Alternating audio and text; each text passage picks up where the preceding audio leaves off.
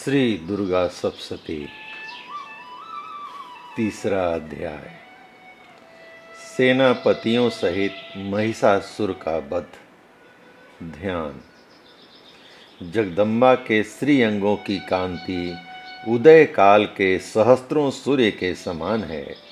वे लाल रंग की रेशमी साड़ी पहने हुए हैं। उनके गले में मुंड माला शोभा पा रही है। दोनों स्तनों पर रक्त चंदन का लेप लगा हुआ है। वे अपने कर कमलों में जप मालिका, विद्या और अभय तथा बर नामक मुद्राएं धारण किए हुए हैं। 3 नेत्रों से सुशोभित मुखराबिंद की बड़ी शोभा हो रही है। उनके मस्तक पर चंद्रमा के साथ ही रत्नमय मुकुट बंधा है तथा वे कमल के आसन पर विराजमान हैं। ऐसी देवी को मैं भक्ति पूर्वक प्रणाम करता हूँ। ऋषि बोले, दैत्यों की सेना को इस प्रकार तहस नहस होते हुए देख महादैत्य सेनापति चिछुर क्रोध में भरकर अंबिका देवी से युद्ध करने के लिए आगे बढ़ा।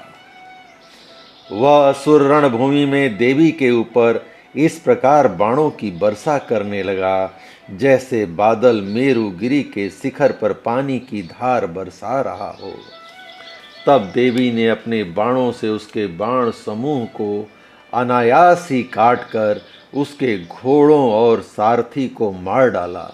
साथ ही उसके धनुष तथा अत्यंत ऊंची ध्वजा को भी काट गिराया। धनुष कट जाने पर उसके अंगों को अपने बाणों से बींध डाला। धनुष, रथ, घोड़े और सारथी के नष्ट हो जाने पर वह असुर ढाल और तलवार लेकर देवी की ओर दौड़ा। उसने तीखी धार वाली तलवार से सिंह के मस्तक पर चोट करके देवी की भी बाईं भुजा में बड़े वेग से प्रहार किया। राजन, देवी की बाह पर पहुंचते ही वह तलवार टूट गई। फिर तो क्रोध से लाल आंखें करके उस राक्षस ने शूल हाथ में लिया और उसे उस महादैत्य ने भगवती भद्रकाली के ऊपर चला दिया। वह शूल आकाश से गिरते हुए सूर्य मंडल की भांति अपने तेज से प्रज्वलित हो रहा था। उस शूल को अपनी ओर आते देख देवी ने भी शूल का प्रहार किया। उससे राक्षस के शूल के सैकड़ों टुकड़े हो गए। साथ ही महादैत्य चिछुर की भी धज्जियां उड़ गईं। वह प्राणों से हाथ धो बैठा। महिषासुर के सेनापति उस महापराक्रमी चिछुर के मारे जाने पर देवताओं को पीड़ा देने वाले चामर हाथी पर चढ़कर आया। उसने भी देवी के ऊपर शक्ति का प्रहार किया, किंतु जगदम्बा ने उसे अपनी हुंकार से ही आहत एवं निष्प्रभ करके तत्काल पृथ्वी पर गिरा दिया। शक्ति टूटकर गिरी हुई देख चामर को बड़ा क्रोध हुआ। अब उसने शूल चलाया, किंतु देवी ने उसे भी अपने बाणों द्वारा काट डाला। इतने में ही देवी का सिंह उछलकर हाथी के मस्तक पर चढ़ बैठा और उस दैत्य के साथ खूब जोर लगाकर बाहु युद्ध करने लगा। वे दोनों लड़ते लड़ते हाथी से पृथ्वी पर आ गए और अत्यंत क्रोध में भरकर एक दूसरे पर बड़े भयंकर प्रहार करते हुए लड़ने लगे। तदंतर सिंह बड़े वेग से आकाश की ओर उछला और उधर से गिरते समय उसने पंजों की मार से चामर का सिर धड़ से अलग कर दिया। इसी प्रकार उदग्र भी शिला और वृक्ष आदि की मार खाकर रणभूमि में देवी के हाथ से मारा गया तथा कराल भी दांतों, मुक्कों और थपड़ों की चोट से धराशायी हो गया। क्रोध में भरी हुई देवी ने गदा की चोट से उद्धत का कचूमर निकाल डाला।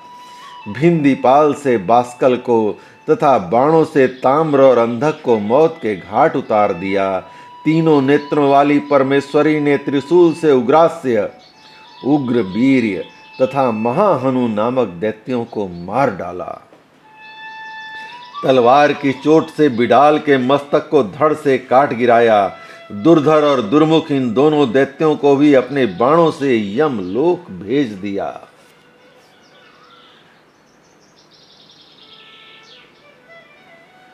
इस प्रकार अपनी सेना का संहार होता देख महिषासुर ने भैंसे का रूप धारण करके देवी के गणों को त्रास देना आरंभ किया।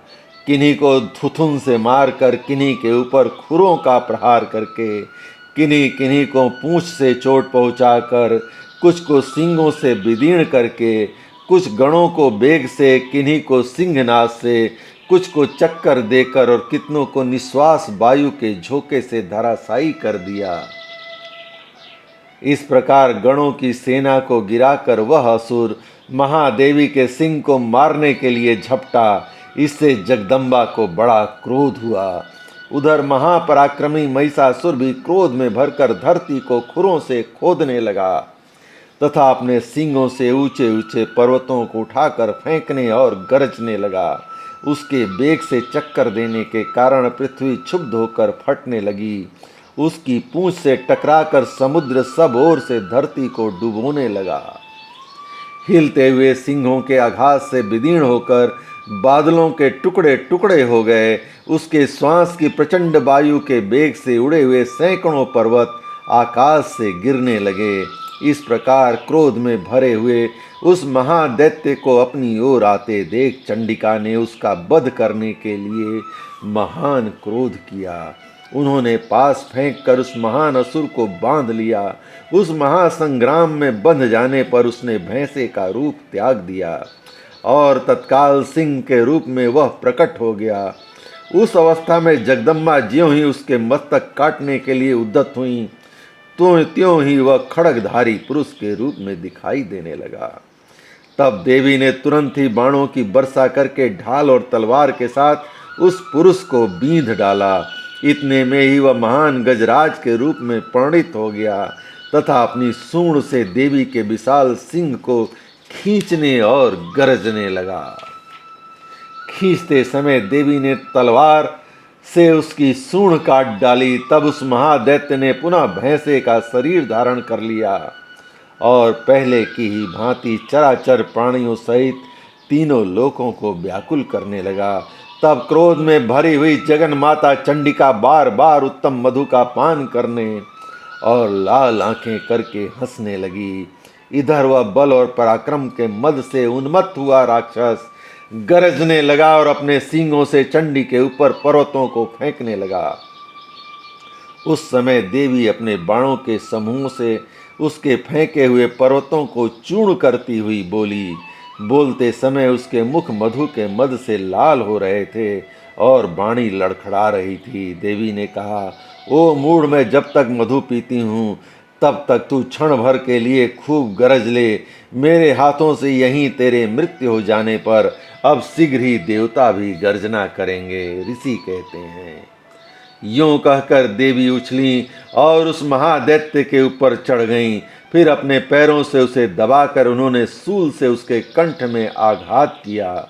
उनके पैरों से दबा होने पर भी महिषासुर अपने मुख से अभी आधे शरीर से ही बाहर निकलने पाया कि देवी ने अपने प्रभाव से उसे रोक दिया। आधा निकला होने पर भी वह महादैत्य देवी से युद्ध करने लगा। तब देवी ने बहुत बड़ी तलवार से उसका मस्तक काट गिराया। फिर तो हाहाकार करती हुई दैत्यों की सारी सेना भाग गई तथा संपूर्ण देवता अत्यंत प्रसन्न हो उठे। देवताओं ने दिव्य महर्षियों के साथ दुर्गा देवी का स्तवन किया। गंधर्व राज गाने लगे तथा अप्सराएं नृत्य करने लगीं। जय माता की। इस प्रकार श्री मार्कंडेय पुराण में सर्वाणिक मनवंतर की कथा के अंतर्गत देवी महात्म्य में महिषासुर वध नामक तीसरा अध्याय माँ दुर्गा की कृपा से पूर्ण हुआ। जय माता की।